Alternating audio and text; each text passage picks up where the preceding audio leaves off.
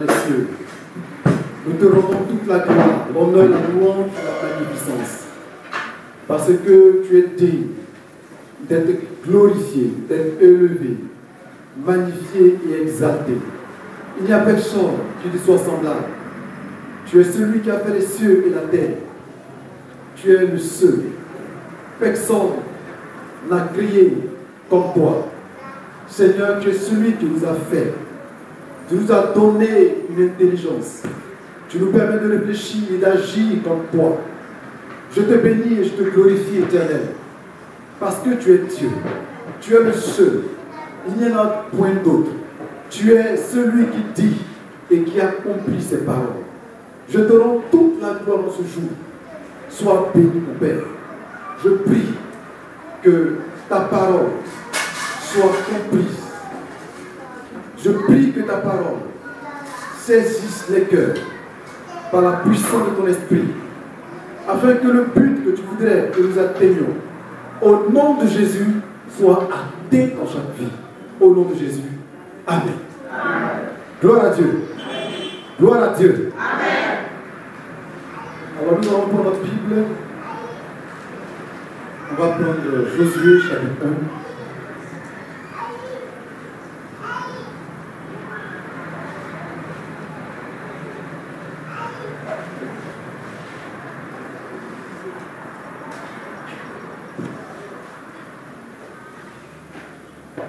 Josué chapitre 1, du premier verset au verset 6. Après la mort de Moïse, serviteur de l'Éternel, l'Éternel dit à Josué, fils de Nun, serviteur de Moïse. Moïse, mon serviteur, est mort. Maintenant, lève-toi, passe ce Jourdain, toi et tout ce peuple, pour entrer dans le pays que je donne aux enfants d'Israël. Tout lieu que foulera la plante de vos pieds, je vous le donne, comme je l'ai dit à Moïse. Vous aurez pour territoire depuis le désert, le Liban, jusqu'au grand fleuve, le fleuve de l'Euphrate, tout le pays des Étiens, et jusqu'à la grande mer vers le soleil couchant. Nul ne tiendra devant toi, tant que tu vivras. Je serai avec toi, comme j'ai été avec Moïse. Je ne te délaisserai point, je ne t'abandonnerai point. Fortifie-toi et prends courage, car c'est toi qui mettras ce peuple en possession du pays que j'ai juré à leur père de leur donner. Amen. Amen.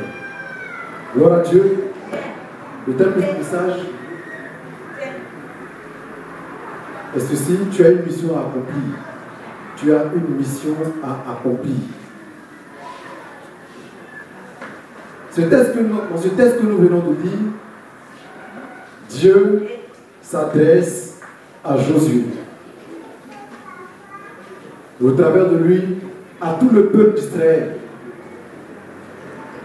Et qu'est-ce qu'il lui dit? Il dit à Josué, Moïse, mon serviteur, est mort. Maintenant toi, Josué, serviteur de Moïse, lève-toi. Parce que, lève-toi, passe ce journée, parce que c'est avec toi que je ferai entrer ce peuple en possession du pays que j'ai juré donner à leur père. Et il fortifie Josué en disant, sache que tous les lieux que la plante de votre pied foulera, je vous les donnerai en partage, comme héritage. Au verset 4, Dieu va avec précision délimiter la portion d'héritage qu'il a réservée pour Josué et Israël. Et il dit, vous aurez pour territoire depuis le désert et le Liban jusqu'au grand fleuve, le fleuve de l'Euphrate, tout le pays des Étiens et jusqu'à la grande mer vers le soleil couchant. Et il continue à dire à Josué, nul ne tiendra devant toi, personne ne pourra te résister, tant que tu seras en vie, en train de poursuivre cet objectif-là. Je serai avec toi personnellement comme j'ai été tout le temps avec Moïse. Il dit avec assurance, sois certain, je ne t'abandonnerai point, je ne vais jamais te laisser. Seulement, fortifie-toi et prends courage parce que c'est toi. C'est toi qui mettras ce peuple, le peuple d'Israël, en possession du pays que j'ai juré à leur père de leur donner. Bien-aimés, quand nous considérons ce texte, nous avons Dieu, nous avons Josué, nous avons un ordre et une mission. Dieu choisit quelqu'un. Vous voyez, dans ce texte ici, il avait choisi Moïse, à qui il avait confié une mission. Il a été avec Moïse, il a travaillé avec Moïse, jusqu'à ce que Moïse soit enlevé. Il a préparé à Moïse un successeur. Et quand Moïse a été enlevé, il vient vers le successeur de Moïse et dit, mon serviteur Moïse est mort, maintenant lève-toi. Parce que c'est toi que je choisis pour conduire ce peuple jusqu'à posséder le territoire que je leur ai promis. Donc Josué avait désormais la lourde charge, cette lourde responsabilité de conduire le peuple d'Israël jusque dans le territoire que Dieu avait promis à Abraham.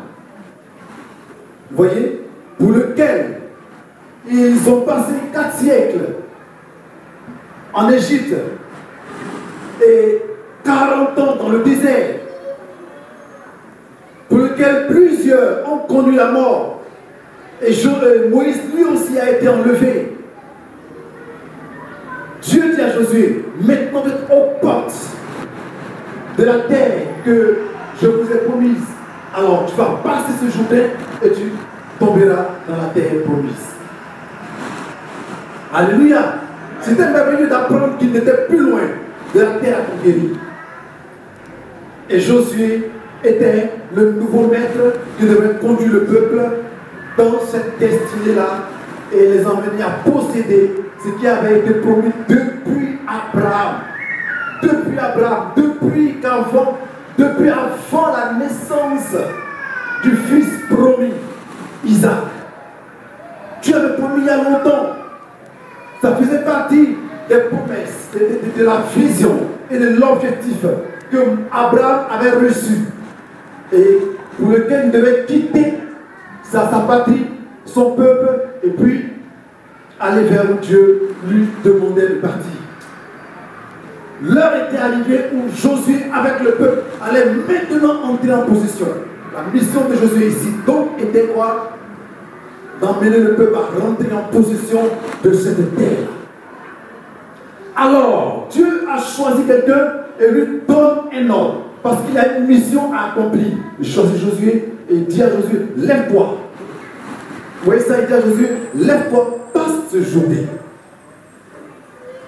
Nous voyons Josué, le peuple d'Israël, qui va conquérir une nation, mais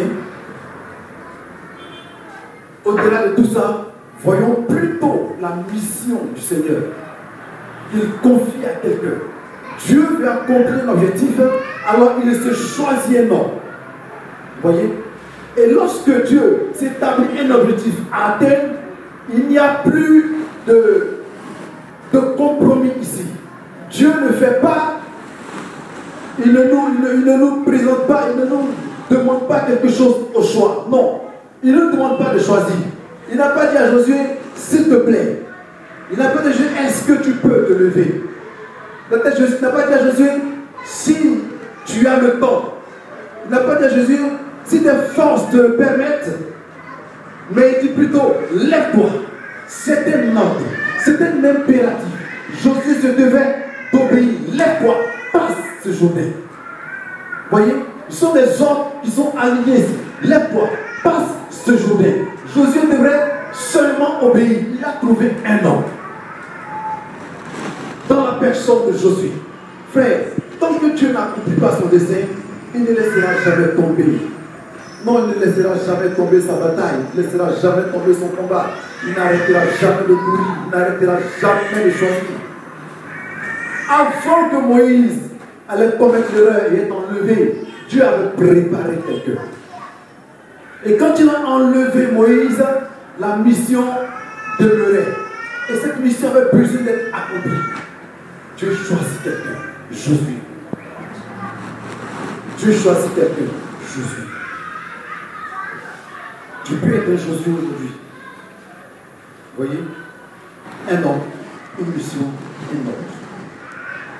Nous avons Dieu d'abord. Un homme, une mission, une autre. Et chacun peut être Josué ici. Chacun peut être Josué. Dieu choisit quelqu'un, il lui donne une mission, il donne une autre. Et cette personne se doit d'obéir.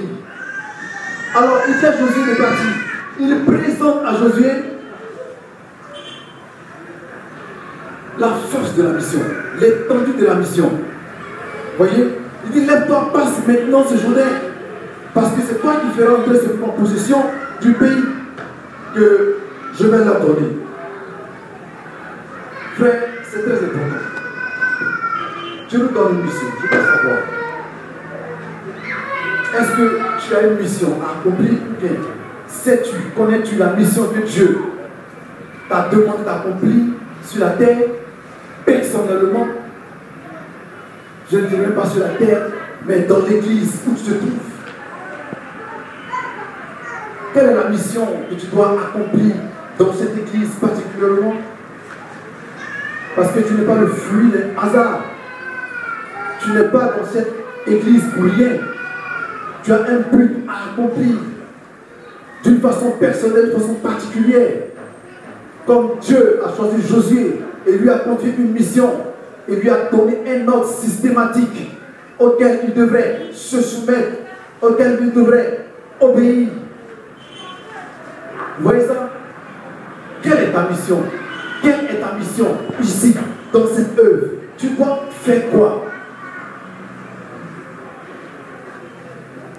C'est un peu la suite du message que j'ai déjà prêché en vous exhortant à préparer votre année 2015 et donc vos objectifs dans la présence de Dieu pour que il soit celui qui vous oriente.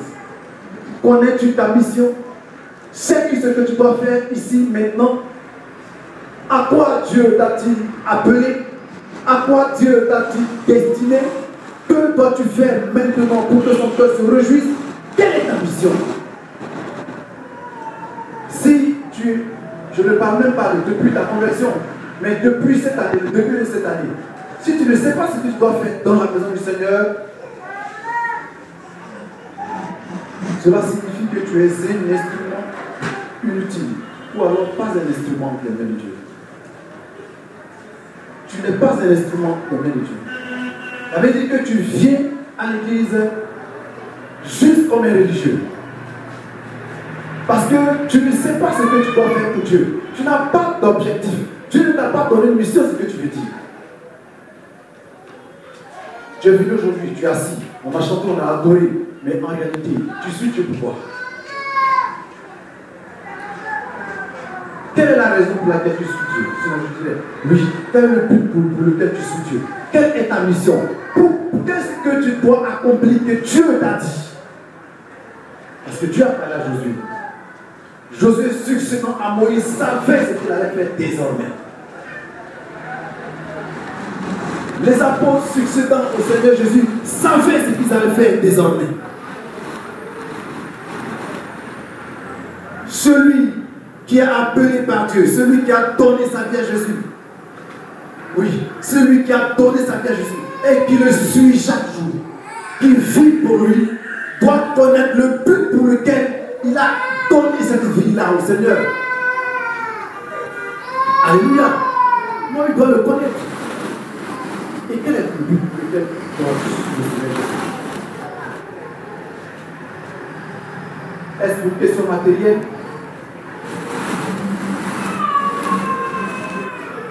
Pourquoi? Il y en a qui sont venus au Seigneur pour être guéris d'une maladie. Et depuis qu'ils sont guéris, ils savent plus ce qu'ils vont faire. Vous voyez, il y en a qui sont venus Seigneur peut guérir une maladie. Et depuis la guérison, ils savent plus ce qu'ils vont faire. Tout ce qu'ils ont à dire, Dieu est bon, Dieu est bon, il m'a guéri, Dieu est bon, il m'a guéri, Dieu est bon, il m'a guéri, Dieu est bon, il m'a guéri. C'est bon de rendre témoignage et de le dire. Mais au-delà de tout ça, Dieu ne t'a pas appelé pour vivre la guérison que tu as reçue. Il t'a appelé pour accomplir une tâche. Certains étaient chassés par les puissances de la sorcellerie. Ils ont couru, ils sont rentrés en Christ. Jésus les a acceptés à bras ouverts. Ils ont été délivrés, on a chassé les démons. Après cela, ils savent plus ce qu'ils doivent faire. Ils confessent que Jésus est bon, ce qui est vrai, ce qui n'est pas faux. Mais après ça, qu'est-ce que tu fais? Dieu a besoin de toi comme un collaborateur. Il a besoin de toi comme un ouvrier. Il a besoin de toi comme un instrument entre ses mains. Parce que le Seigneur a un but qu'il veut accomplir. Mais Dieu ne peut pas accomplir ce but-là avec rien. Non, il veut l'accomplir avec des hommes. Il ne peut pas l'accomplir avec des animaux. Même s'il a le pouvoir de le faire. Même s'il a le pouvoir de faire parler les pierres, il ne veut pas accomplir son but avec les pierres, avec les animaux. Même s'il a le pouvoir parce qu'il a fait parler l'âne de Balaam. Il a dit, j'ai fait sur la terre des gens à mon image et eux, je veux les utiliser. Il n'utilisera pas les animaux, il n'utilisera pas les pierres. Il veut utiliser les hommes. Et il a une mission. Et cette mission, qui doit l'accomplir? C'est bien toi. Est-ce que tu le sais? Est-ce que tu le sais?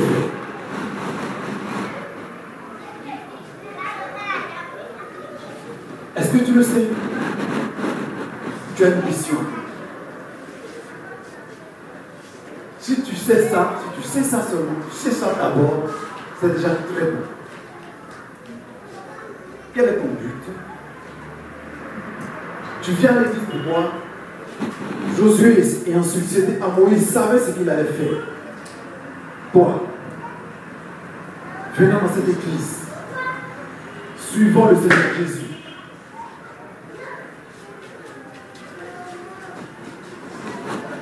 Quelle est ta mission? Je veux bien que tu les bouches cela.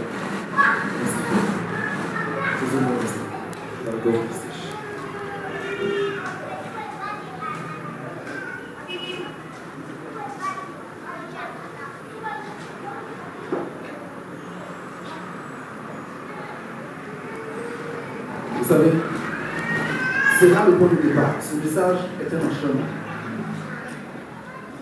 C'est là le point de départ. Si tu ne sais pas ce que tu dois faire pour Dieu, tout le reste du message ne te concernera plus.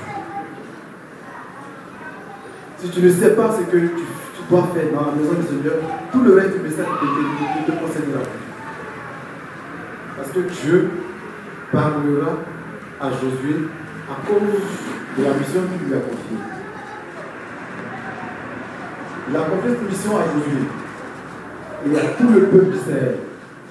Et comme c'est Josué qui devait conduire, c'était à lui qu'il devait s'adresser.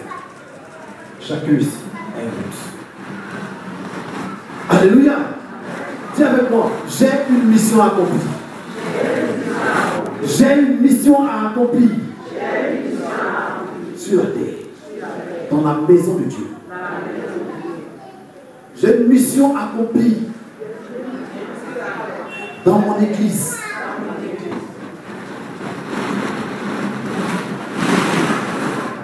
L'oisiveté est un péché que Dieu hait. L'oisiveté est un péché que Dieu a en abomination. L'oisiveté, c'est venir et n'avoir rien à faire. Tu es là, tu ne sais pas ce que tu dois faire, mais tu viens à l'église quand même parce que c'est dimanche. Je ne vais pas dire que tu as échoué à ta vie, ta vocation céleste. Je dirais plutôt que tu n'as pas encore trouvé ta vocation. Tu cherches, tu ne sais pas encore ce que tu dois faire. Va demander à Dieu. Il va te révéler clairement la raison pour laquelle tu es là. Et tu sauras ce que tu dois faire pour que lui t'utilise comme un instrument. Si tu ne sais pas ce que tu feras, tu ne seras jamais utilisé contre les mêmes seigneurs comme un instrument. Si Dieu veut donner des dons spirituels, il ne t'en donnera pas.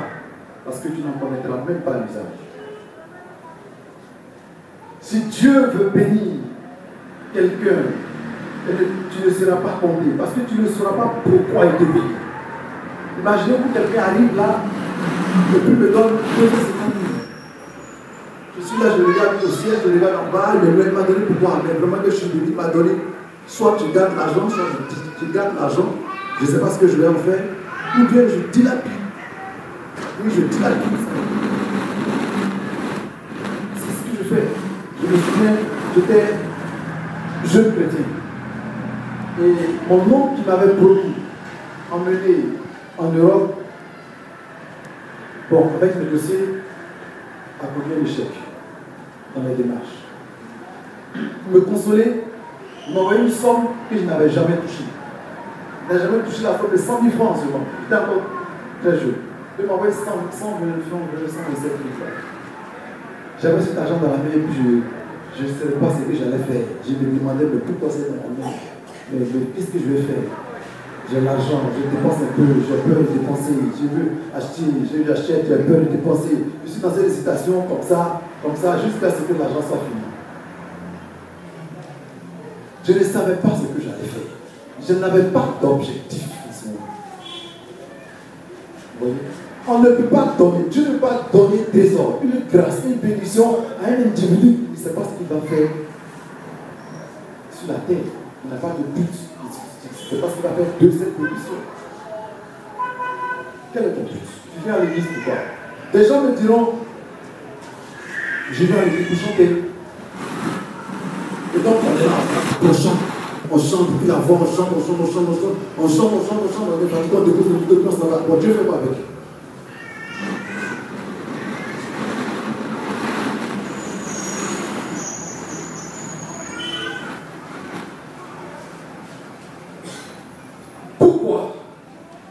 Des gens qui évangélisent ne savent même pas leur mission.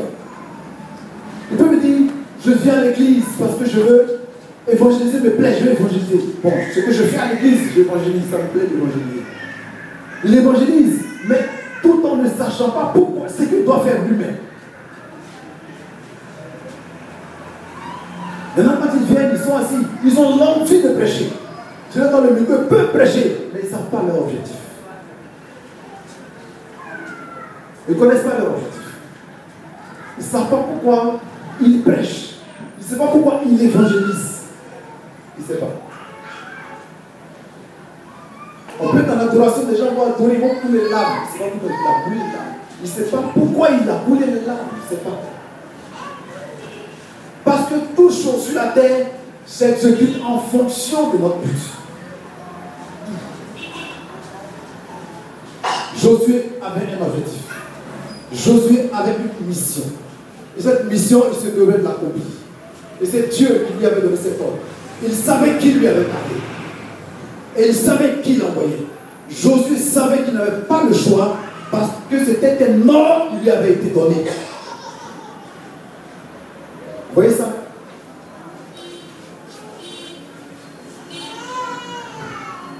Ça, c'est un autre malheur parmi ceux qui connaissent leur mission. Il y a des gens qui connaissent leur mission sur la terre, mais le malheur, c'est qu'ils ne savent pas que quand tu donnes une mission, cette mission est plus suivie d'un ordre.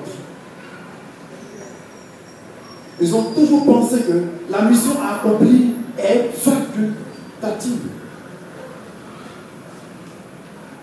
Quand le Seigneur dit aux apôtres dans Actes 28, verset 19, allez, faites, c'est deux mots, deux impératifs qui disent allez, faites des. C'est-à-dire que vous n'avez pas le choix. Je vous mets devant une obligation. Soumettez-vous, exécutez, vous me rendrez compte et j'agirai conséquemment.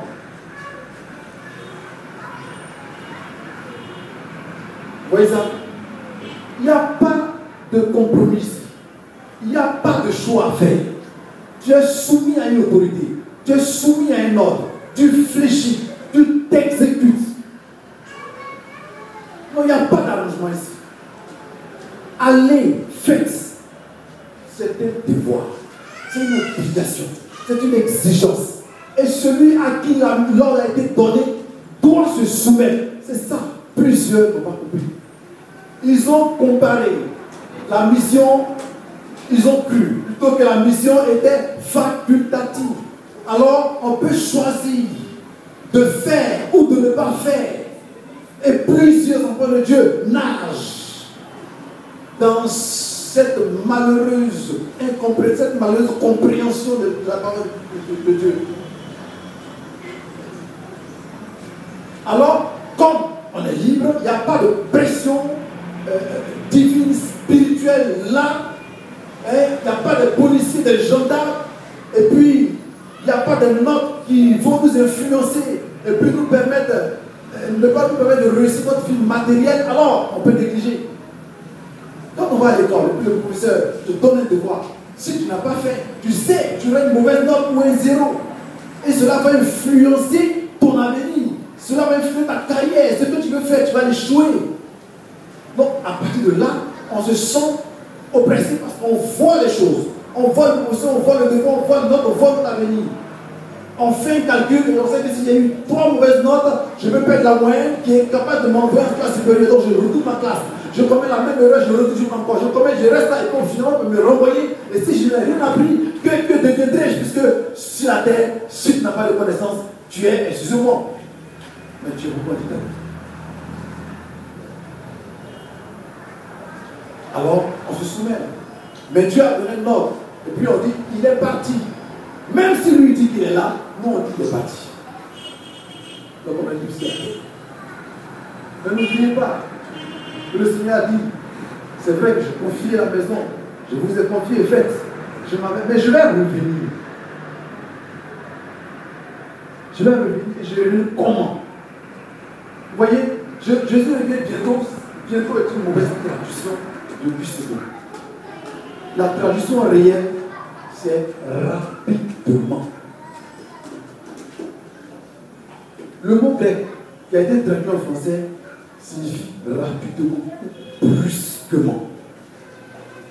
Quand c'est brusquement, il faut mettre à la place de bientôt. Jésus dit, je reviens brusquement. Et quand nous lisons les textes où Jésus parle de son retour, il annonce toujours un retour brusque. Il dit, je viendrai comme un voleur. Je viendrai comme un voleur. Et quand le maître viendra à son retour, il surprendra le maître de la maison. Vous voyez? Donc Jésus va venir de façon surprise. Il va nous surprendre. Il va venir brusquement. Parce que bientôt, ça veut dire il y a du temps. Qu'est-ce que je viendrai? Ce n'est pas ce que Jésus me dit. Alors, c'est là le danger. On pense que comment on appelle, on a tout le temps, on est libre. Mais la note que Jésus te donnera est une note qui va supplanter toutes les notes que tu auras sur la terre. Parce que si Christ arrive, il y a plus de seconde chance. Bon, peut-être la seconde chance, si tu n'es pas mort, ceux qui ne seront pas morts, quand l'Église sera enlevée, auront une seconde chance. Voilà, ceux-là vont vivre un temps très difficile, et puis Christ viendra, et alors ils vont rester sauver. Ceux qui sont déjà morts n'auront plus de seconde chance. Alors il vient brusquement. Jésus vient brusquement. Mais la mort aussi vient brusquement. Tu n'es pas en train de servir, tu es en train de t'amuser. Quand Jésus dit je viens brusquement, ne voyons pas un être physique qui va venir. Non, il vient te rappeler. Quand Jésus te rappelle, c'est une venue brusque aussi. Il a dit à cet homme qui disait j'ai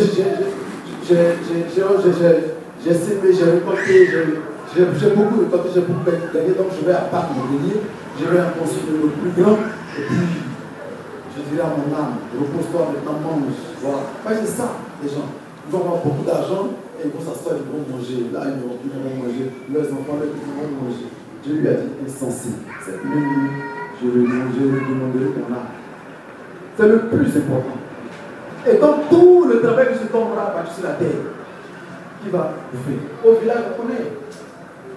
Lui, là, il ne va pas au champ. Il ne va pas au champ. Il est assis. Et puis, vous regardez, il part au champ. Et puis, regarde un à un. Il regarde ses frères, ses cousins. Toi qui as le plus grand champ, tu prospères. Il sera là, puis met fin à ta vie. Et puis, lui, il récupère tout le champ. Il n'avait pas. C'est toi qui auras travaillé pour lui toute ta vie durant. La sorcellerie. Lui aussi, il a une mission. Il est assis là, puis il te regarde. Avance. Quand il voit que tu as amassé beaucoup de thunes, et puis il prend tout, tes enfants, il les fout à la maltraitance, et puis lui, ses enfants qui viennent. Mais c'est ce que ce monde fait. Alors, quand on refoule la mission du Seigneur, et puis on s'appuie sur des matériaux, c'est ce que nous voyons, nous craignons, n'oublions pas que la récompense, les conséquences qui vont retomber sur nous seront beaucoup plus fortes et plus grandes que ce que nous aurions dû perdre sur la terre, en obéissant à Dieu. Bien aimé, est-ce que tu comprends? Je suis dit, je reviens brusquement. Je reviens rapidement. Je reviens rapidement. Je reviens brusquement. Alors, la mission que tu as accomplie, tu t'amuses avec elle. Tu la prends à la légère. Tu la regardes comme facultative. Donc, certains peuvent évangéliser. Ils peuvent ne pas évangéliser. Ils peuvent encadrer les âmes. Ils peuvent ne pas encadrer les âmes. Et quand tu leur demanderas, comment le Seigneur m'a dit de faire telle chose là, dans son église, le Seigneur m'a dit de faire ça. Le Seigneur s'est révélé à moi. Il m'a dit ceci, il m'a dit cela. Mais ils n'obéissent jamais. Et le Seigneur ne fait qu'avertir. Le Seigneur ne fait que sortir. Le Seigneur ne fait qu'interpeller. Le Seigneur ne fait que rappeler. Frère, je suis en train de t'aider à prendre conscience et à te ressaisir. À te ressaisir. La mission qui a été confiée à Josué n'est pas une mission, ce n'est pas une facile mission. Quand on te donne un ordre, la mission est plus facile. Mais quand on te dit non, tu as le choix, c'est que la mission n'est pas difficile. Mais dès lors qu'elle accompagne la mission, ce n'est plus facile. Les apôtres devraient gagner le monde. Le Seigneur Jésus nous dit, concernant la mission, tu n'as jamais fait de compromis avec quelque chose. Concernant ses objectifs, il ne fait jamais de compromis. Si tu ne sais pas ce que tu dois faire dans la maison de Dieu, je t'exhorte. Va dans sa présence. Parle avec Christ. Je veux savoir ma mission dans ta maison. Et ta mission dans l'église sera ta mission sur la terre. Josué savait ce qu'il allait faire. Si tu sais ce que tu dois faire, c'est bon.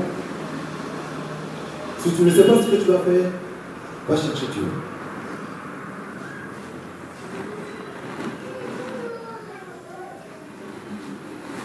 Oui, va chercher Dieu.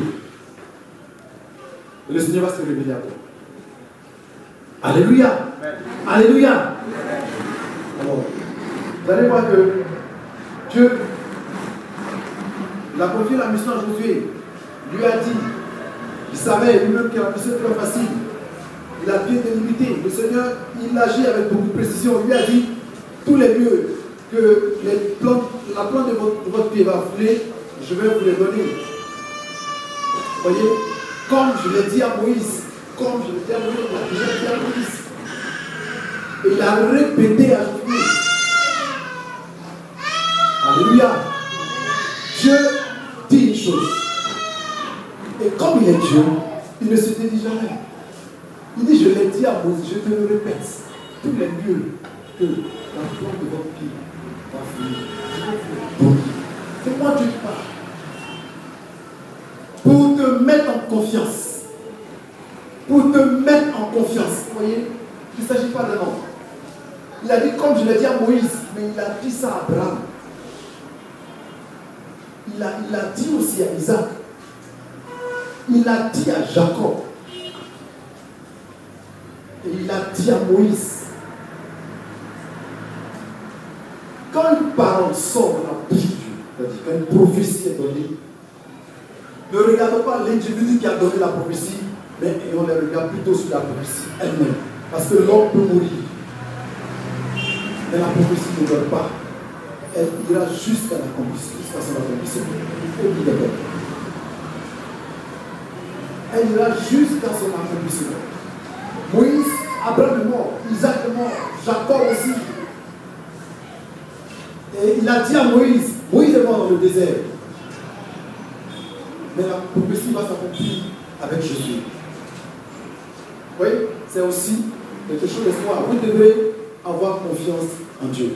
On doit faire confiance à Dieu. Quels que soient les temps, quand Dieu a dit, il a accompli. C'est nous qui tremblons. Dieu a dit, vraiment, est-ce que vraiment Dieu a dit, est-ce que ce que j'ai entendu est vraiment du Seigneur? Mais le Seigneur t'a dit, si tu ne crois pas, rentre encore dans sa présence, redemande. Il va te dire la même chose. Il va te convaincre. Gloire à Dieu. Non, c'est Dieu. À moins que ce ne soit pas Dieu qui t'ait parlé. Il y a des prophéties que le Seigneur m'a données qui demeurent encore. Et je suis confiant à 100% que ça va s'accomplir. Même si je ne vis pas, ça s'accomplit. Très confiant. Parce que la prophétie est soutenue par la conviction que le prophète a dans le cœur. Celui qui l'a reçu a dans le cœur. La prophétie est soutenue par cette conviction, forte conviction. Et la conviction ne passe pas. Elle est là. C'est elle qui te donne l'assurance de ce que Dieu a dit. De l'accomplissement de ce que Dieu a dit. De la certitude de ce que le Seigneur a dit. Gloire à Dieu. Alors, ayez foi en Dieu. Ayez foi. Il a dit à Moïse, il le redit à Jésus. Il rappelle la promesse. Si tu connais ta mission, c'est bon. Dieu te rappelle encore cette mission-là. Mais il faut comprendre que c'est une mission que tu dois accomplir. Vous voyez, il faut accepter d'obéir. Il faut accepter de te soumettre. Il faut éviter les compromis. Le Seigneur a dit quoi? Il va accomplir. Ceux qui savent parler avec Dieu reçoivent de lui des choses claires et précises. À moins que tu ne saches pas parler avec lui, à moins que tu sois le seul à parler et que tu ne touches pas Dieu. Le Seigneur nous envoie.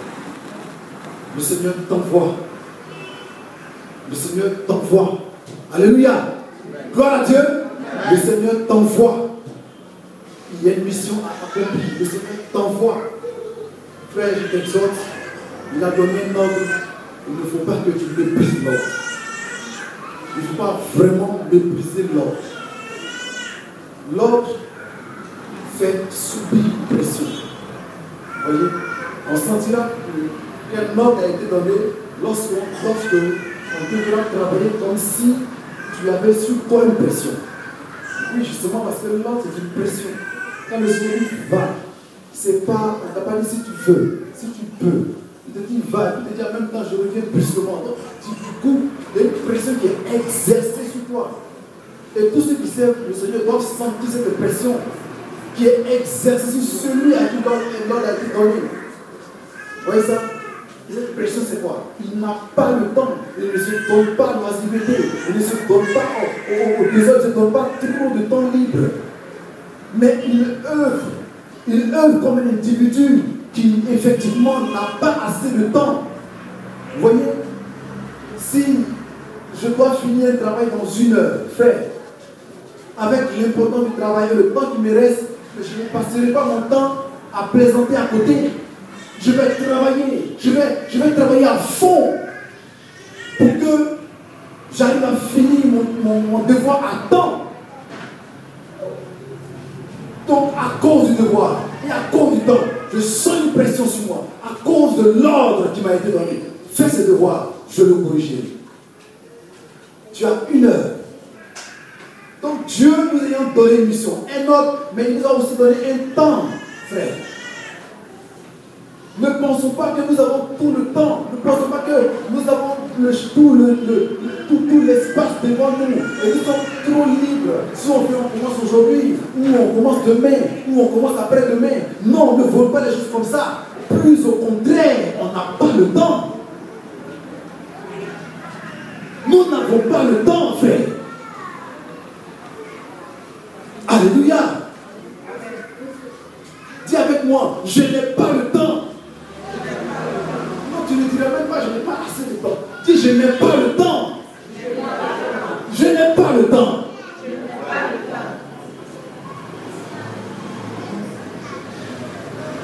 Parce que il y a un ordre. Et la mission doit être accomplie. Le maître a dit, je reviens brusquement. Regardez quand vous lisez dans toutes les références où Jésus a dit qu'il revient, il est toujours le serviteur de la maison, le maître viendra alors que le serviteur de la maison ne s'y attend pas. C'est ça. Elle va venir supportement plus qu'on l'insulte.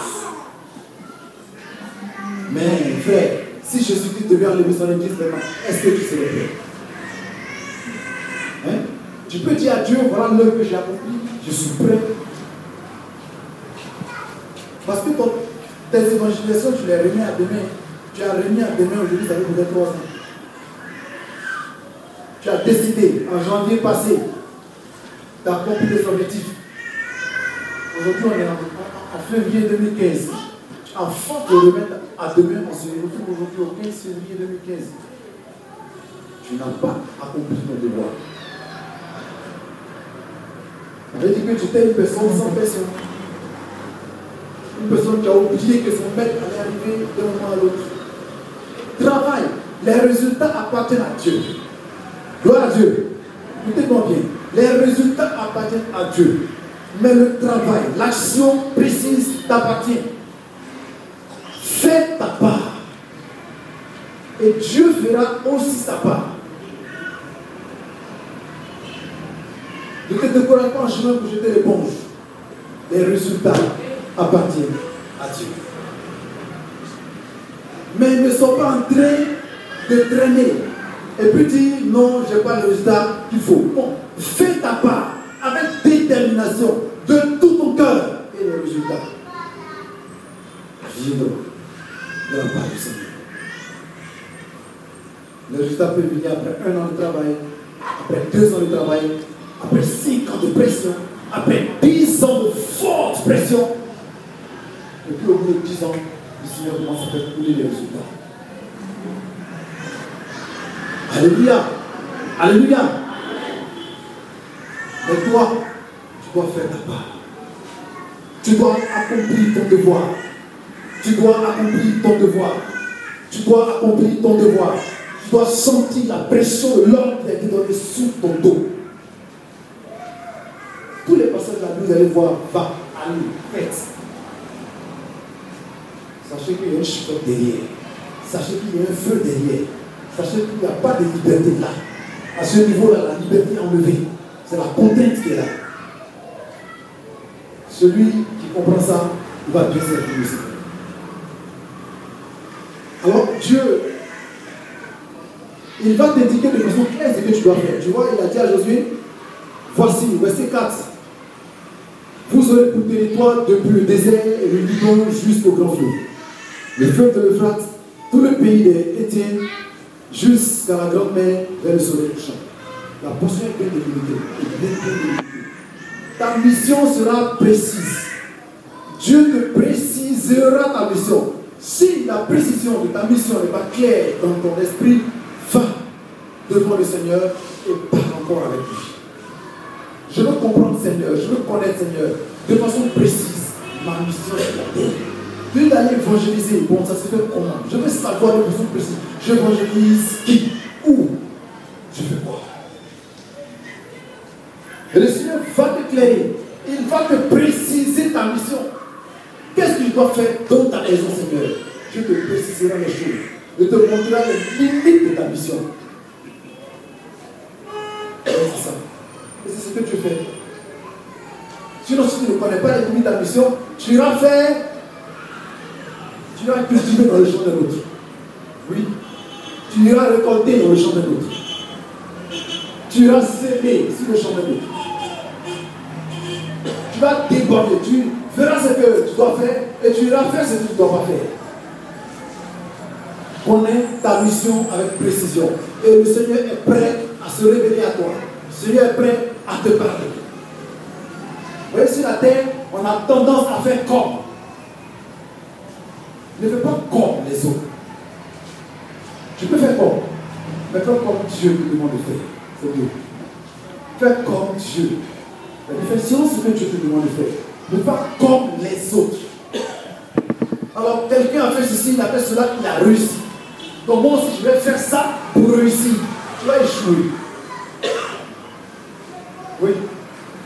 Je disais que je voulais ressembler à Charles Finet. Je fais comme Charles Finet. Non, c'est faux. Charles Finet n'a pas fait comme quelqu'un. Il a fait comme Dieu lui a demandé de faire. Ne dis pas, non, je vais ressembler à Billy Graham. Je vais faire donc comme Billy Graham pour ressembler à Billy Graham. Tu vas échouer parce que Billy Graham n'a pas fait comme un serviteur qu'il a vu pour réussir. Il a fait comme Dieu lui a demandé de faire. Vous voyez ça? Si tu connais les limites de ta mission, tu connais les détails de ta mission avec précision, alors Dieu sera bien te diriger et tu pourras accomplir ton but. L'important de connaître sa mission avec précision. Tu fais quoi? Tu viens à l'église, j'insiste dessus. Tu viens à l'église, oui, mais tu viens pour faire quoi précisément? Si tu ne sais pas, va le dimanche prochain, il faut déjà revenir avec ce que tu dois faire dans sa maison. Comme ça, tu ne seras pas oisif. Tous ceux qui sont oisifs dans la maison du Seigneur sont des religieux. Or, la vie chrétienne, ce n'est pas une religion. Le christianisme n'est pas une religion. Vous savez, dans la religion, les gens cherchent Dieu. Les gens courent après Dieu, cherchent à trouver Dieu. Mais dans le christianisme, c'est Dieu qui vient vers les gens, se révèle. C'est moi, le créateur des cieux de la terre. Se révèle. C'est donné que nous avons prié à lui. Et nous sommes entrés dans son royaume. On n'a pas fondé une communauté pour chercher Dieu pour le trouver. Toutes les régions sur la terre sont à la recherche de Dieu depuis qu'elles ont été créées. Elles ne l'ont pas encore trouvé. Pour le trouver, il faut connaître Jésus, qui s'est révélé aux hommes. Les gens pensent que le christianisme, c'est un groupe, c'est une organisation, c'est pas une organisation. C'est tout l'univers en fait. Tu dois reconnaître celui qui l'a créé. C'est ça. Tout le monde, tout ce qui vit sur la terre doit reconnaître que Jésus est Seigneur. Et que c'est lui qui les a faits. Il est mort pour eux, afin qu'ils soient pardonnés de leurs péchés. Le monde entier qui a été fait par Dieu doit reconnaître ce Seigneur. Ce n'est pas une religion. Si tu veux rentrer dans le suffit. Dans le et puis d'autres, eux, ils ont tout le temps en train de chercher la sagesse. Passe par plusieurs sciences pour trouver Dieu. La sagesse de ce monde. Alors frère, si tu viens oisif à l'église, si tu viens oisif à l'église, c'est tout des religieux, pur religieux. Plusieurs qui viennent à l'église, ils font le jour, puis retournent à la maison, on n'a pas de problème avec toi. Tu n'es pas chrétien. Point. Donc si tu fais ça, tu n'es pas chrétien. Tu es religieux. Tu es un religieux. Tu n'es pas chrétien. Tu viens à l'église. Tu adores Dieu, tu pries, tu prends dans l'eau, tu vas dans ta main, avec Dieu. Tu n'es pas un chrétien. Non. Parce que tous les chrétiens ont une mission accomplie. Que Dieu leur a confié. Et si tu as une mission accomplie, tu te comporteras de manière différente. Vous voyez? Alors il dit quoi? Comme Dieu il confie une mission, il confie une tâche, confie une charge, il fait quoi? Il soutient. Il dit à Jésus, ce qui est intéressant ici, il dit à Jésus, nul ne tiendra devant toi. Vous voyez?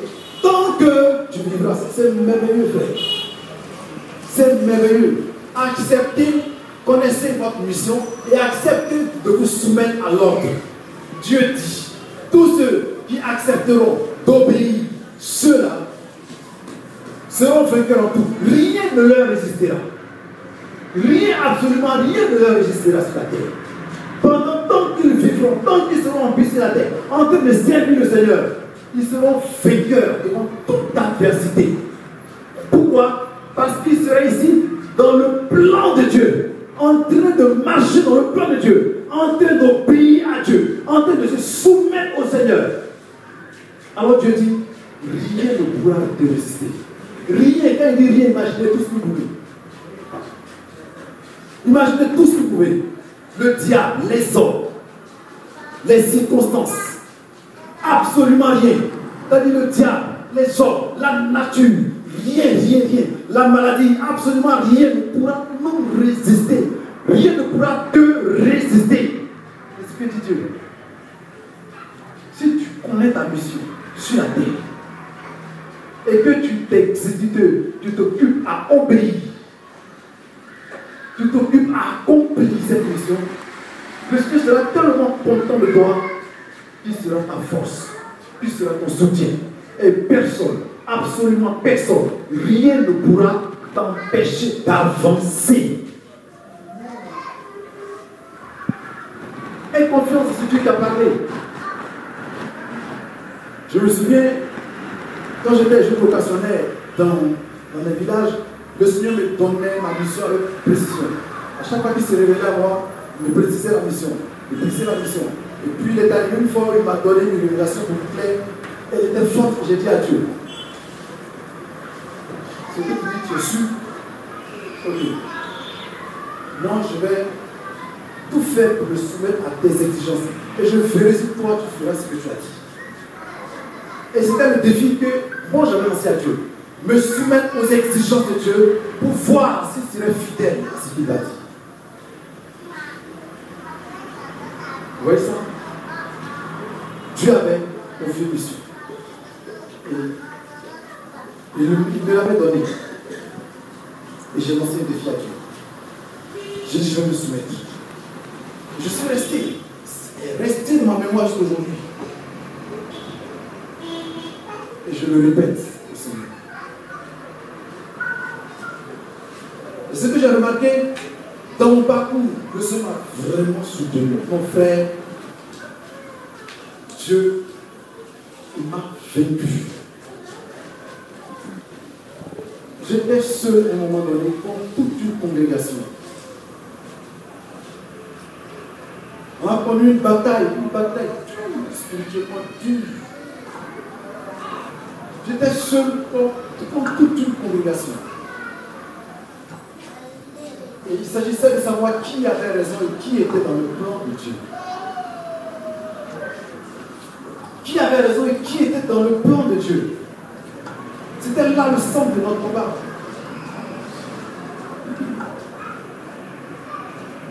Mes frères, aucune de ces personnes aujourd'hui ne peut me voir. Me regarder la tête haute. Aucune de ces personnes ne peut me voir me regarder la tête haute. Parce que le Seigneur m'a donné la victoire sur tous. Je n'ai pas fait des choses. Comment on appelle? Il y a eu des manifestations spirituelles. Et les gens ont remarqué que c'était un tel ministère qui se manifestait dans celui-là. Et ils ont jugé que le ministère était diabolique. Donc, je devais être barré. Mais après moi, ce ministère a été accepté, accordé. Et bien d'autres choses. Je me souviens que, avec un frère une fois, je lui ai dit, parce que pris par la peur une fois, je lui ai dit, je pense que je vais revoir ma position. Parce que quand tout le monde parle comme ça, il faut que je revoie ma position. J'ai commencé à avoir peur. Et je suis rentré dans j'ai quitté la ville, je suis allé en voyage. Dieu m'a éprouvé durement dans cette vie-là où je suis allé. Alors je me suis dépêché de revenir, je me suis repenti. Je suis allé devant de mes frères. Et puis j'ai dit, frère, je sais que je suis dans la vérité. Et Dieu est avec moi. Et il m'a dit, c'est ce qu'on verra. Vous voyez ça? Mais il est revenu me voir un jour, me saluer, me serrer la main, en me disant, d'une façon d'aller, que j'ai remporté la victoire. Il y a eu plusieurs gens, surtout quand je me suis marié, il y a un des anciens qui est venu voir mon pasteur de ce temps qui lui a dit, Dieu est fort. Ce temps s'est marié, Dieu est fort. Dieu est fort. Vous ne connaissez pas mon histoire, pourquoi est-ce qu'il a dit? Quand j'ai fini le temps, il y a un autre ancien qui a dû me saluer. Il a serré la main à ses couilles. Il m'a félicité. Toujours de la même église. Il y a un autre, l'un de ceux qui me persécutaient, qui est arrivé à la maison. Il a commencé à confesser tout ce qu'il avait fait pour mon père. Et ce n'est pas fini. Et chaque fois ça vient. Ça veut dire toute une congrégation.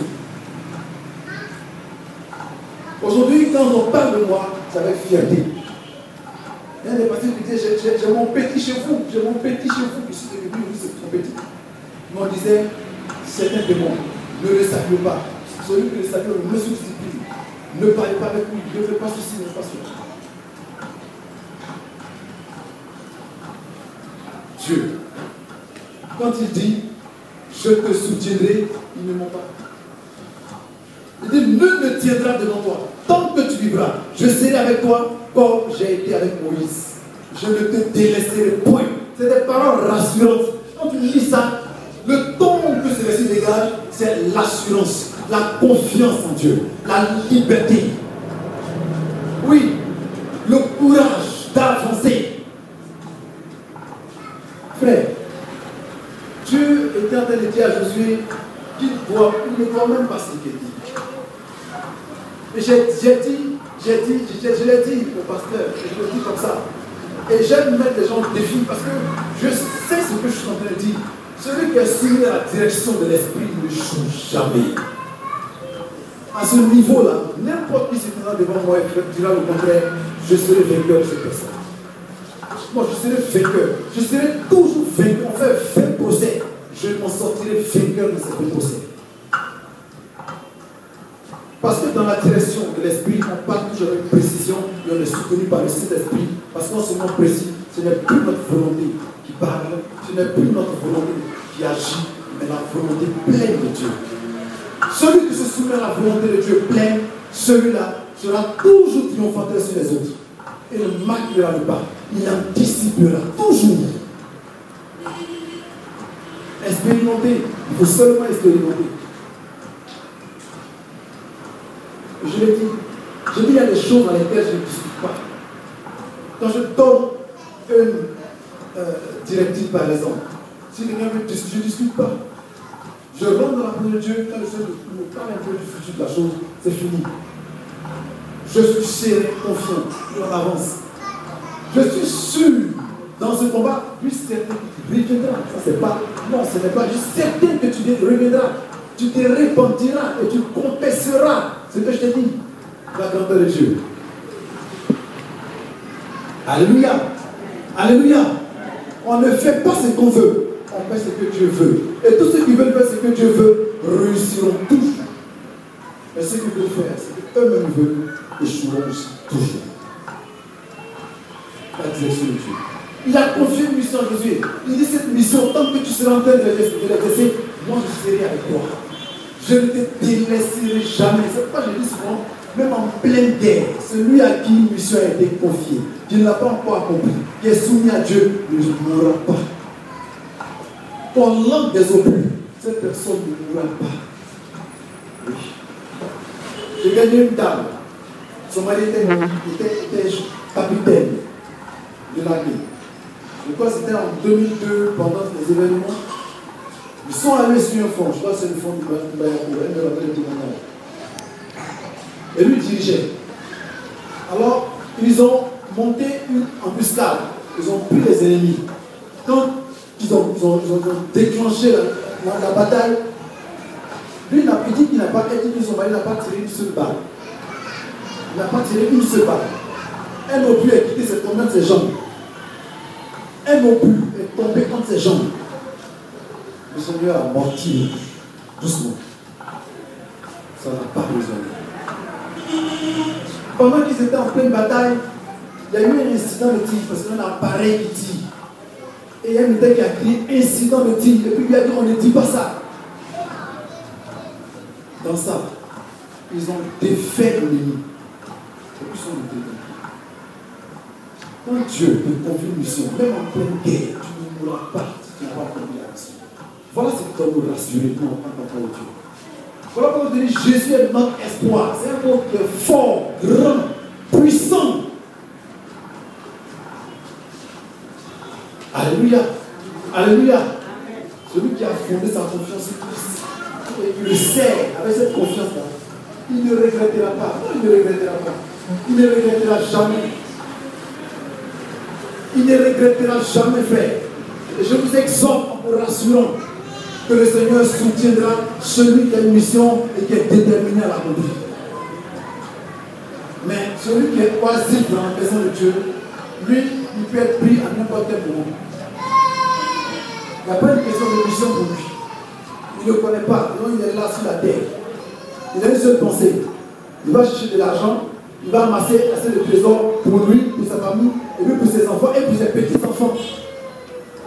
Ouais, il y en a qui disent j'ai de l'argent à vivre jusqu'à 4 générations. Et puis c'est fini, parce que leur vie, ils ont atteint leur objectif. Ceux-là sont inutiles sur la terre. Oui, Dieu dit ne vit pas. Ils sont inutiles sur la terre. Parce qu'ils n'ont pas de but. Ils n'ont pas de but. Pour Dieu, le but spirituel, il n'est pas matériel. Tout ce qu'on appelle but matériel sont des objectifs secondaires. Ça nous permet d'accomplir notre but pour lequel nous sommes sur la terre. On cherche l'argent, on veut construire beaucoup de choses, on va à l'école, on veut gagner ce diplôme. C'est notre but secondaire qui nous aide à accomplir notre objectif, qui nous donne la raison de vivre sur cette terre. On va à l'école pour un but. On a un diplôme pour un but. On investit de l'argent pour un but. On devient riche pour un but. Et le seul but, c'est que les gens soient sauvés et réussir. Parce que tout nous retourne à l'œuvre. Mais dans la maison de Dieu, chacun a un objectif. C'est vrai que le but suprême, c'est que les âmes soient sauvées. Mais pour que les âmes soient sauvées, chacun a un but qu'il doit accomplir. Josué devait faire rentrer le peuple d'Israël à Canaan. Ça, c'était un premier pas. Parce qu'avec le peuple d'aller rentrer à Canaan, Dieu avait fait un travail. Jusqu'à ce que Christ revienne dans ce peuple-là. Dieu t'a dit de préparer un peuple pour que Christ vienne. Et si Christ venait, le monde a été sauvé. Donc c'est un travail de chair. Vous voyez ça? Alors frère, ce que je veux te dire, c'est t'exhorter à te soumettre sans crainte, sans inquiétude. Parce que quand Dieu te confie une mission et il te dit qu'il est avec toi, effectivement il est avec toi. Il y aura beaucoup de preuves, il y aura beaucoup de difficultés, il y aura assez de situations qui vont tenter de venir pour te décourager. Mais ne te laisse jamais décourager. Ne te laisse jamais décourager. Alléluia. Ne te laisse pas décourager. Pourquoi? Parce que ces épreuves circonstancielles sont envoyées par Dieu lui-même pour te forger afin que tu sois davantage plus aguerri pour accomplir la mission. Vous comprenez ça? Alors, soyez fortifiés. Soyez fortifiés. Tu connais ta mission, prie pour la mission. Vous voyez? Tu connais ce que tu dois faire, prie pour ce que tu dois faire, et puis il faut exécuter. Travaille sous pression, travaille sous pression. Frère, travailler sous pression. Celui qui ne travaille pas sous pression n'est pas en train de travailler comme Dieu veut qu'il travaille. Vous travaillez. Travaille comme si quelqu'un est arrivé le soir pour lui dire rends-moi compte de ce que tu as fait dans la journée. Oui, travaille comme si quelqu'un est venu le soir pour lui dire rends-moi compte de ce que tu as fait dans la journée.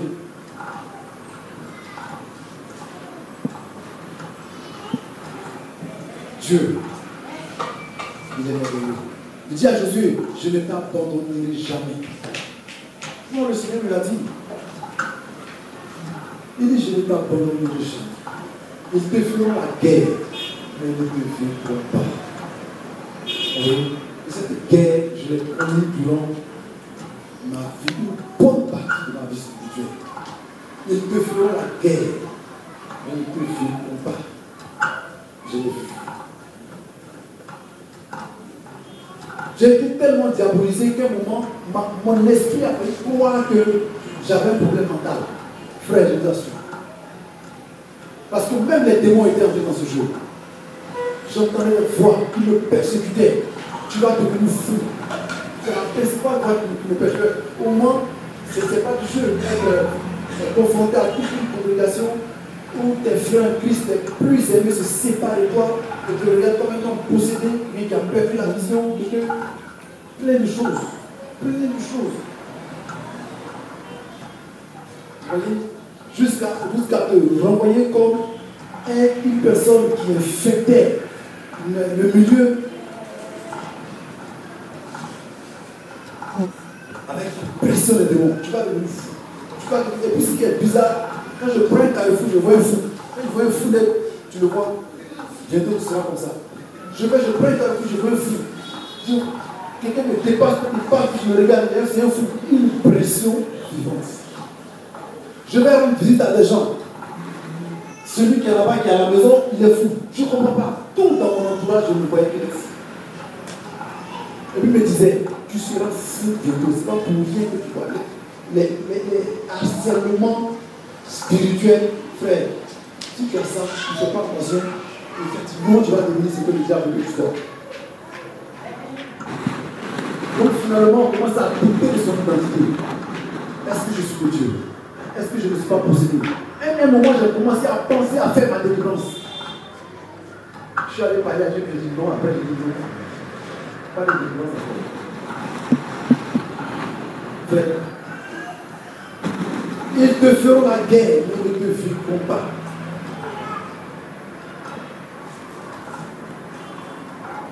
Ils vont te faire la guerre, mais ils ne vont pas te vaincre. Tant que tu seras dans le plan de... Et c'est l'ensemble de nos objectifs qui vont permettre à ce but-là de t'atteindre. Il faut que chacun travaille. Le Seigneur te soutient. Non, tu soutiendras. Ce qu'il te faudra pour accomplir ce but, le Seigneur le fera. Le Seigneur le fera. Alléluia. Que son nom soit glorifié. Et dis à Josué, fortifie-toi et prends courage. Car c'est toi qui permettra à ce peuple, c'est toi qui mettras ce peuple en possession du pays que j'ai juré à leur père de leur donner.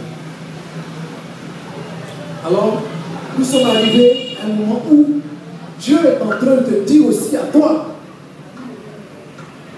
que c'est au travers de toi qui va permettre à son but dans cette église de t'atteindre. Et pourquoi pas dans cette nation? Alors il faut travailler dur, il faut faire confiance en Dieu. Il faut faire confiance en Dieu. Je vais vous parler de trois choses principalement de trois choses importantes, trois activités que vous connaissez déjà. Au-delà de ça, il y a plusieurs ministères, plusieurs services que nous pouvons rendre au Seigneur pour nous plaire. Dans la maison du Seigneur, il y a trois grands ministères qui sont les trois grandes colonnes que je vous ai enseignées, sur lesquelles le Seigneur a fondé son Église. Ces trois grandes colonnes fonctionnent de toute façon unanime, c'est-à-dire on ne peut pas exclure une règle. Les trois sont ensemble et forment un dans leur ensemble. Je vous ai dit que l'œuvre était fondée sur trois grands types d'évangélistes. Parce que dans notre ensemble, nous sommes des évangélistes. Mais chacun a sa part. Et donc il y a l'évangéliste de terrain, celui qui est en contact avec les âmes et qui va les chercher pour les envoyer ici, dans la présence de Dieu à l'église, il amène à Christ. Il y a l'évangéliste caché qui lui gagne les âmes au travers de l'intercession. Vous voyez? Parce que toute intercession que nous développons est pour sauver les perdus. C'est un évangéliste, mais il est quelque part caché. On l'appelle intercesseur. Et il y a l'évangéliste potentiel, celui qui a une capacité financière de gagner les âmes. Vous voyez, une grande capacité financière de gagner les âmes. Donc il peut gagner les âmes avec son argent. C'est trois colonnes. Regardez ces trois colonnes. Vous voyez, quand nous prenons le Nouveau Testament, regardons le parcours du Seigneur Jésus. venu en tant qu'un évangile de terrain pour gagner à lui. Il a pris avec lui les disciples. Il y avait les apôtres, ceux qu'il avait choisis pour former et les envoyer. N'est-ce pas? Mais avec lui, il y avait aussi, dans le livre de Luc 1 à 2, nous avons dit, il y avait avec lui des femmes qui soutenaient le ministère de Jésus avec ce qu'elles avaient, avec leurs moyens financiers. Nous avons dit. On lit, tu as trouvé, tu lis. Luc 8, petit verset 1.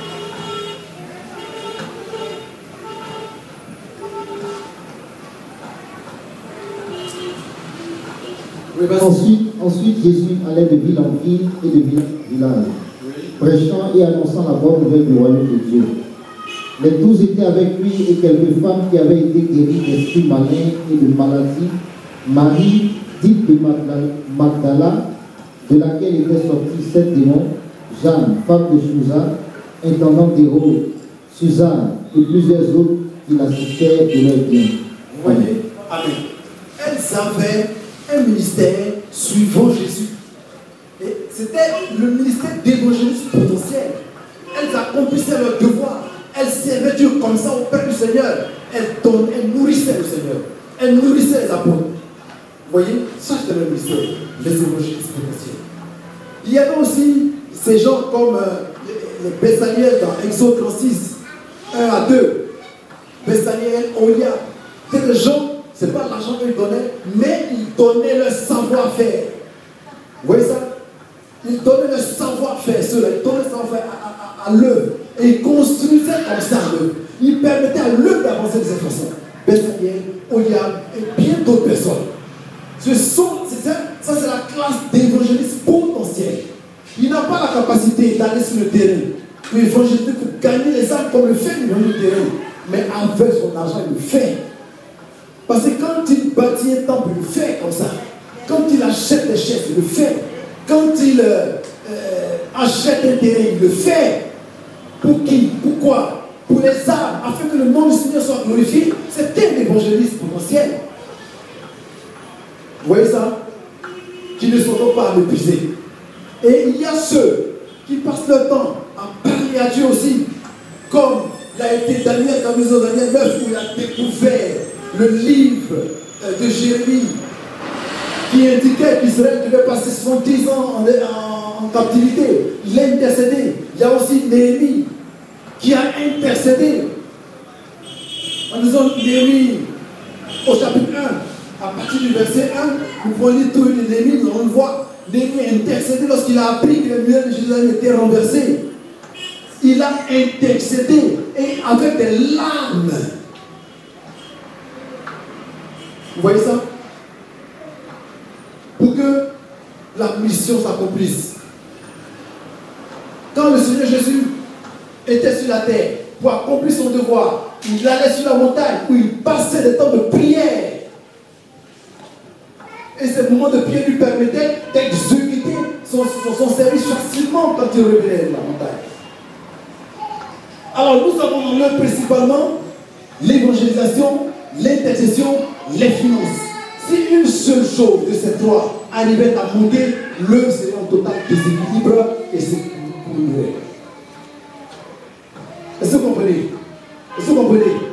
On ne peut pas faire, une équipe ne peut jamais exister sans les finances. Elle ne peut pas, elle ne peut pas.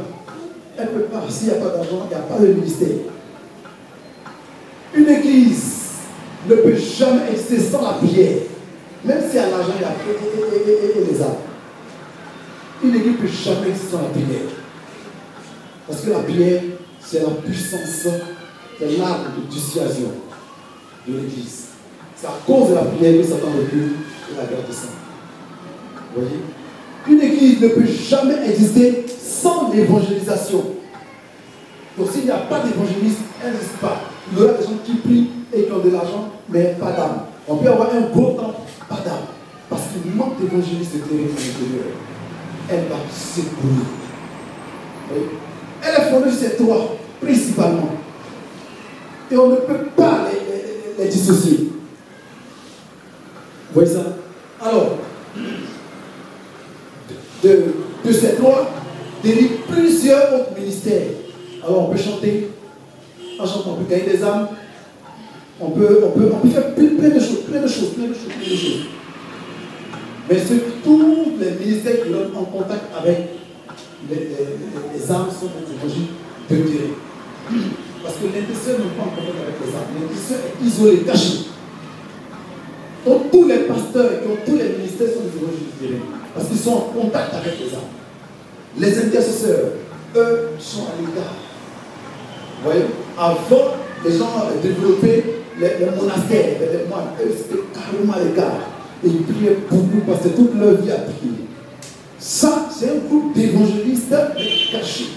Parce qu'ils prient pour la conversion des inconvertis. Vous voyez? Et il y a ceux qui sont là dans l'assemblée, qui semblent disparaître. Des gens qu'on semble ne pas voir, mais qui sont des évangélistes potentiels. Et c'est avec leur argent qui permettent à eux d'avancer. Si nous voulons aller loin dans un pays, c'est grâce à l'argent qu'ils vont donner. Si nous voulons s'acheter un véhicule, c'est grâce à l'argent qu'ils vont donner. Si nous voulons organiser de grandes croisades, c'est grâce à l'argent qu'ils vont donner. Où est ta place dans cette loi? Oui, je veux parler principalement de cette loi. Où est ta place? Quelle est ta mission? Quel est l'ordre qui t'a été donné? Si tu n'intercèdes pas, ça veut dire que tu gagnes les âmes en abondance. Si tu ne gagnes pas les âmes en abondance, ça veut dire que tu donnes beaucoup d'argent pour l'œuvre. Si tu ne donnes pas beaucoup d'argent pour l'œuvre, c'est que tu es en train d'intercéder. Si tu ne fais rien de cette loi, quelle est donc ta place dans l'église? Si tu ne fais rien de cette loi, quelle est ta place dans l'église? Si tu ne joues pas le rôle de Olia ou de Bessaliel, quelle est ta place dans l'église? Si tu ne joues pas le rôle de Susa, les femmes qui suivaient Jésus, quelle est ta place dans l'église? Si tu n'es pas en train de gagner des âmes, comme les apôtres l'ont fait, quelle est ta place dans l'église? Ou alors, si tu ne te retires pas pour intercéder, comme le Seigneur lui-même le faisait, où est ta place dans l'église? Si tu ne fais rien de cette loi, qu'est-ce que tu fais alors? Où est ta mission? Où est ta mission, frère? Où est ta mission? Quelle est ta mission? Alléluia! Alléluia! Je veux savoir. Sinon, Dieu veut savoir. Dieu veut savoir. Si tu connais ta mission, ça veut dire que ce message s'adresse, ce texte écrit là, le conseil du Seigneur qui dit sois fortifié et avance. Mais, même si tu connais ta mission, il faudrait que tu sois engagé à obéir. Que tu sois en train d'obéir. Alors frère, regarde bien ta vie. Si tu n'es pas en train de servir Dieu dans ces trois domaines, tu es hors sujet. Même celui qui chante, celui qui balaye, doit savoir pourquoi il le fait. Si tu fais dans l'église sans savoir la raison pour laquelle tu le fais, tu es hors sujet aussi. Oui, c'est ça. Tu es aussi hors sujet. Parce que celui qui ne sait pas pourquoi est-ce qu'il chante, il ne sait pas pourquoi est-ce qu'il balaye l'église, il ne sait pas pourquoi est-ce qu'il évangélise, pourra l'arrêter d'un moment à l'autre, très facilement. Moi, il arrêtera. Parce qu'il ne sait pas. Pour lui, il vient, il ne sait pas, il n'y a pas d'objectif, il n'y a pas de mission. Il va l'arrêter d'un moment à l'autre. Voilà. Et il va manifester dans ce, comment on appelle, dans ce service-là, le comportement du diable, le caractère du diable. Quand on viendra le décourager, on viendra parler mal contre lui, le décourager, il va laisser jeter le micro, et puis il sort, il dit, c'est moi qui vous laisse ce Dieu, je sais. Voilà. Il laisse. Pourquoi? Parce qu'il ne connaît pas sa mission. Il ne connaît pas, il ne sait pas pourquoi il sert Dieu. Il va jeter le micro, il va jeter le balai, il va quitter l'évangélisation. Parce qu'il ne sait pas la raison pour laquelle il est en train de servir Dieu. Alléluia. Est-ce que tu veux accomplir la mission pour laquelle le Seigneur t'a appelé à lui? Si tu veux l'accomplir, c'est une très bonne chose. Très bonne chose. Le Seigneur t'encourage. Et t'encourage. Et il t'encourage. Alors, sache ce que tu dois faire. Il y a 3 grands domaines. Et établis, si tu connais ta place, tu connais ta mission, il faut établir tes objectifs de façon claire que tu dois accomplir en cette année. Si tu n'as pas ça, tu es aussi oisif. Je disais à mes disciples, l'oisiveté n'existe pas dans ma vie. Tout ce que je pose comme acte, je le fais de façon préméditée. Il y a toujours un objectif pour lequel je pose l'acte. Si tu me vois dehors une semaine, n'étant pas en train de prier, n'étant pas en train de me cacher quelque part dans la maison, je le fais pour un but. Toujours pour un but. Si tu me vois en train de prier tous les matins, c'est parce que j'ai envie de faire un peu de sport, comme tout le monde fait du sport. Mais on m'a dit de faire le sport, j'en fais aussi. Non, je le fais pour un objectif. Je cherche quelque chose en tous les matins courants.